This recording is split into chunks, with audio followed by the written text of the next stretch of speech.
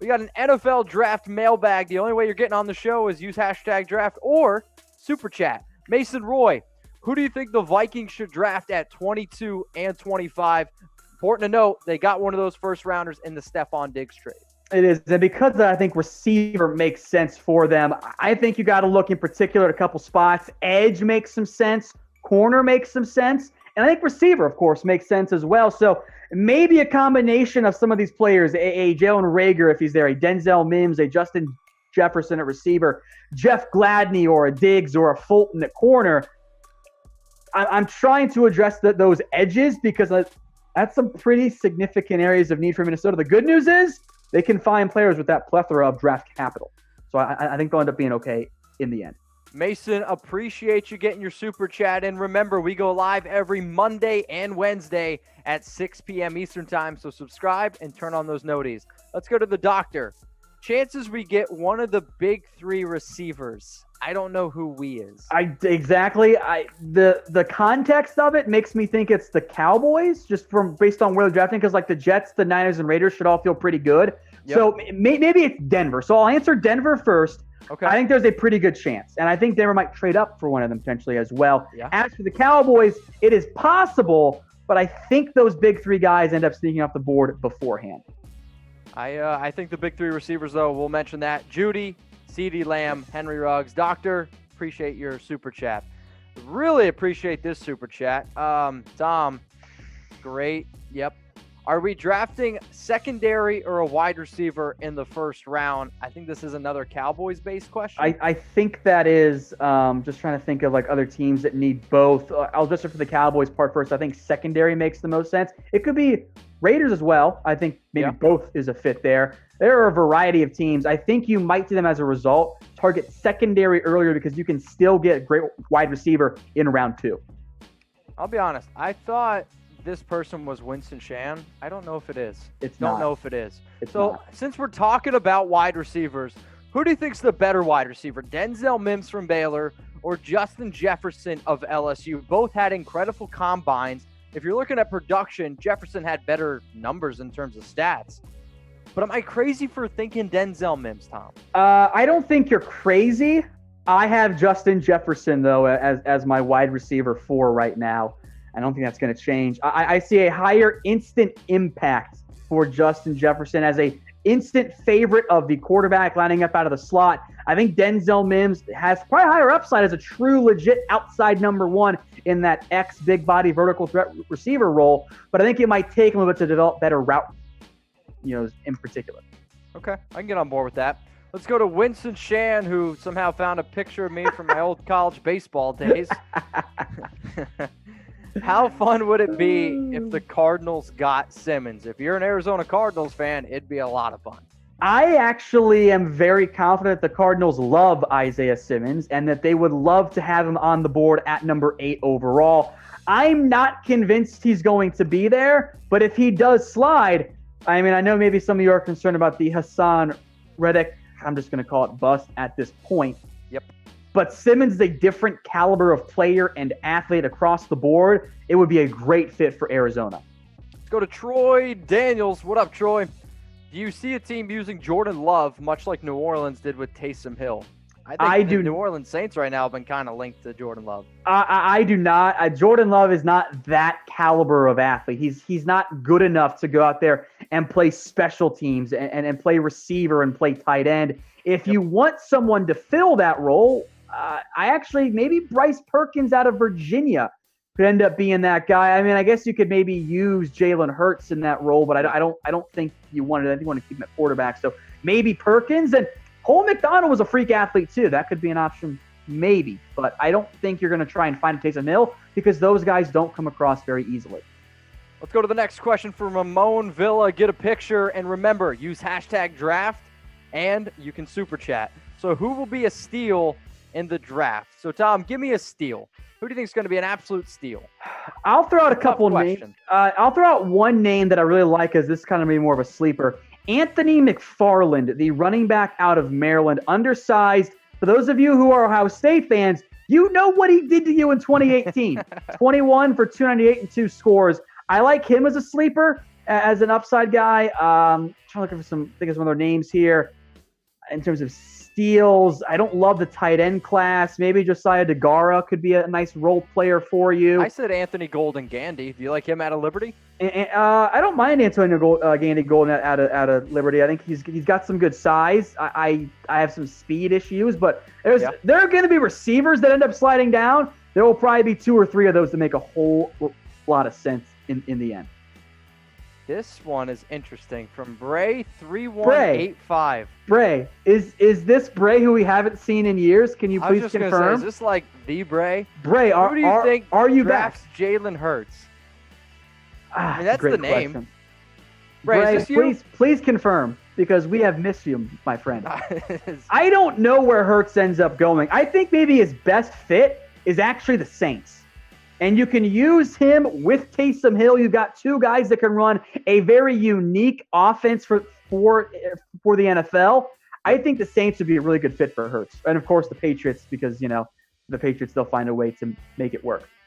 I mean, I know another team that's been linked to Jalen Hurts, been very interested, is the Raiders as well. Mm-hmm. I know John Gruden always kind of wants to go out and get that late-round quarterback, so I will at least mention my 2 cents there. Mm-hmm. Let's go to Blueprint Jones.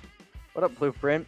Best running back fit for win now Bucs. I have my answer. You can say yours. You go first. Jonathan Taylor. If Jonathan Taylor went to the Tampa Bay Buccaneers, I would absolutely love that. That's a fine fit. I like Clyde Edwards-Helaire out of LSU, who's not anywhere near the pure runner that Jonathan Taylor is. But I don't think there's a better pass-catching back in this year's draft than Edwards-Helaire. What does Tom Brady love to do? Get it to James White, check it down in the short passing game. I think Edwards-Helaire would be a fantastic fit for the Tampa Bay Buccaneers, but I do like Taylor as a fit there as well. Let's go to this next super chat rolling in from Jacob. There is a massive movement among Ravens fans to trade up and get CeeDee Lamb. Can Tom please back me up on this? Is it going to happen? It's a fun idea, so I'll give the fan base that. To get CeeDee Lamb, though, even if he starts to slide, 28, 55, and 60? I think you got to get up into 15, and at that point, I mean, you think about 20 to 10 cost you multiple picks for the Broncos, Steelers last year. I don't know if you want to give up the sheer volume. You're probably looking at, at least a second-round pick, probably something else as well. So I don't think that makes enough sense for the Ravens. They can stand pat and find a receiver in round 2, in round 3, and still end up being in really good shape. I focus on defense in round 1, as fun as that might be. Could stand hat or Pat? Pat.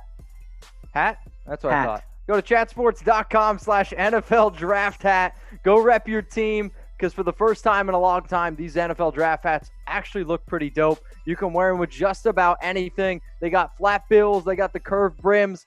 And remember, they are under $40, so go to chatsports.com/NFL draft hat. And if you can't remember the link, don't worry, we got you. We'll throw it in the comments section. We'll put it in the description down below, chatsports.com/NFL draft hat. I think we should give away some draft hats during our draft coverage. Go ahead, subscribe. We'll see? Yeah, we'll see. Okay. What up, William? It's my middle name. Will Jerry Jeudy or CeeDee Lamb be there at 13 for the 49ers? I think one of them has a good chance of being there. The Niners are in a precarious spot because the Jets and Raiders are both ahead of them.